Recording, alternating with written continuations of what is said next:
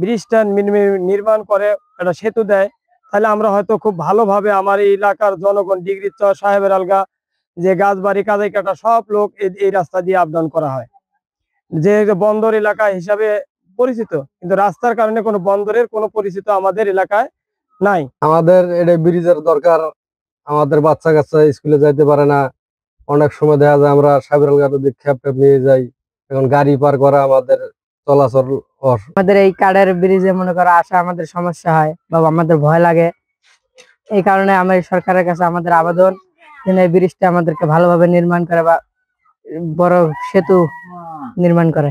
দেউলগান্তা থেকে ডিগ্রি চর যা আছে এদিকের লোক আর কি, মানে প্রায় লোকগুলো আমরা আর কি খুব সমস্যায় আছি এই ব্রিজের কারণে। মানে আমরা কৃষক মানুষ ন্যায্য মূল্য পাই না, মানে গাড়ি ভাড়া নাই, মানে ঘুটের বস্তা দেখা যায় আমরা নিতে গেলে মানে 20 টাকার ভাড়া দেখা যায় 50 টাকা চায়।